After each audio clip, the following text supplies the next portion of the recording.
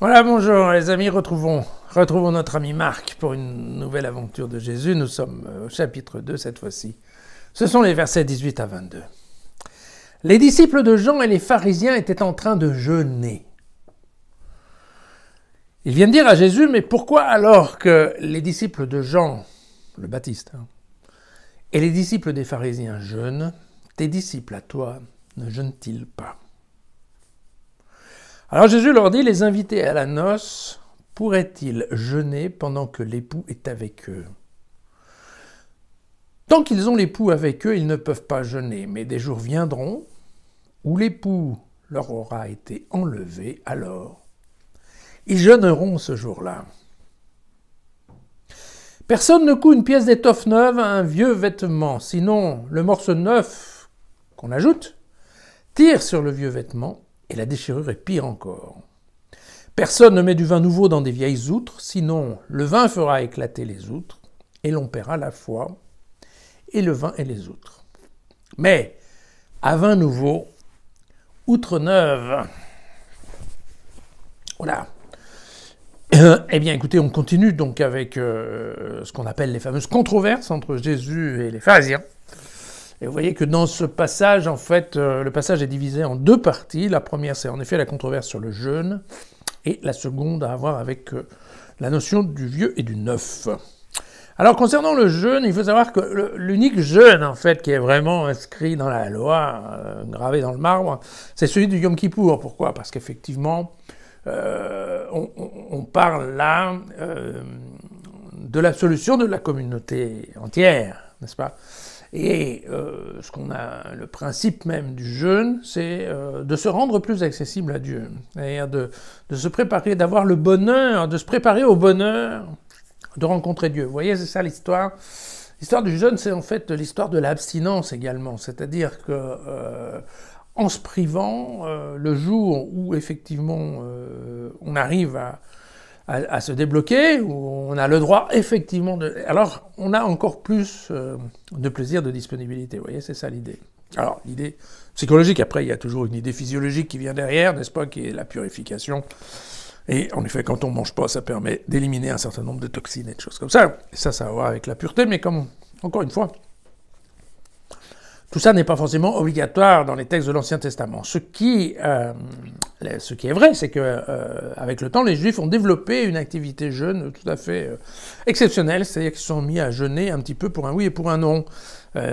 Donc on jeûne avant les examens, on jeûne avant un rendez-vous amoureux, on jeûne avant une augmentation de salaire. Vous voyez, ça devient un tout petit peu une activité presque non plus rituelle, mais une périodique et physiologique en fait, de bien-être à la fois, encore une fois, un bien-être physique comme spirituel. Bon, alors dans ce cas-là, c'est vrai que on a l'impression ici que, en effet, alors, pas forcément Jésus, mais en tout cas les disciples, ils ne sont pas forcément très accros sur le jeûne. Voilà.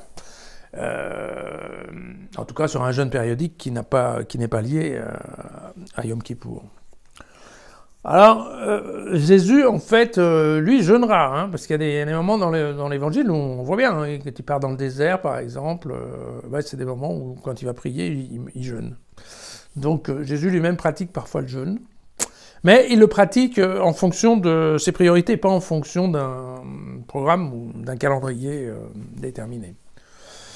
Mais vous voyez qu'il y a un certain nombre de choses sur lesquelles, en effet, Jésus laisse l'idée que, après tout, oui, par rapport aux règles, on n'est pas très accro, quoi. On peut manger avec des pêcheurs, on peut faire le bien le jour du sabbat, et puis aussi, a priori, on peut également éviter de jeûner.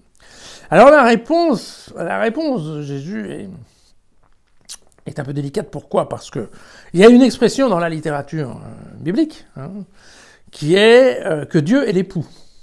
Voilà. Dieu est l'époux et Israël est l'épouse. C'est ça ce qui se transformera au moment du Nouveau Testament en disant que ce n'est plus Israël, mais c'est l'Église. L'Église est considérée, bien entendu, encore aujourd'hui, dans les textes, dans un certain nombre de textes chrétiens, d'aujourd'hui. On dit bien que l'Église est considérée comme l'épouse du Seigneur. Voilà. Et bon, à l'époque, c'était uniquement Israël. Alors, une épouse, un peu infidèle, certes, probablement un peu volage, bon. Mais une épouse, et Dieu ne remettra jamais en cause, en fait, son lien d'époux. Se fâchera un peu et punira l'épouse une fois de temps en temps quand elle aura trop exagéré, mais globalement, Dieu n'a jamais parlé de divorce avec son peuple d'Israël, d'accord, quoi que n'en pensent certains. Alors, à partir de là, quand Jésus dit « ils sont avec l'époux », et donc qui peut leur en vouloir de ne pas jeûner alors qu'ils sont encore avec l'époux, c'est une façon tout à fait contournée. Mais c'est un message très direct de dire aux Juifs, oui, l'époux c'est moi. Et donc l'époux, comme Dieu c'est l'époux, si moi je vous dis que je suis l'époux, ça veut dire que moi je suis Dieu. Voilà, hein, pour simplifier. Ce premier paragraphe, c'est ça ce qui est derrière. C'est pas tellement la question du jeûne, c'est surtout la question, écoutez, moi je suis Dieu, d'accord ? Mais jamais en étant dit ouvertement. Donc, par contre, un Juif, il entend et il comprend à 5%. Ça, il n'y a pas de doute, d'accord ? La deuxième partie du texte, elle est classique, hein, c'est l'histoire du mariage, de la possibilité de conjuguer le neuf et l'ancien. Voilà. Alors, sachant que, bon là, Jésus nous donne deux exemples, hein, le vin et l'étoffe. Matthieu sera un peu plus direct en disant que vraiment, il n'y a aucune possibilité de faire du neuf avec du vieux. Un bon petit coup de pied à ses copains juifs. Et puis Luc, il sera assez marrant, Luc il dira qu'en plus ceux qui aiment le vin vieux ne désirent même pas goûter du nouveau vin, tellement ils sont persuadés que l'ancien est meilleur. Ce qui est une bonne façon de dire qu'en effet, bon, les habitudes sont difficiles à abandonner, et que effectivement ça peut faire comprendre que les juifs traînent vraiment des pieds avant de changer de religion. Voilà, ils sont tellement persuadés que leur ancienne religion est bonne qu'ils ne veulent même pas goûter de la nouvelle. Voilà. Cette histoire, en effet, on fait pas du neuf avec du vieux. Bon, elle se discute un peu puisque ça voudrait dire qu'il n'y a aucune évolution possible et que toute réforme est vouée à l'échec. Et j'espère bien que ce n'est pas vrai. Et donc, nous avons vu qu'aujourd'hui, donc le clip était sur le jeûne.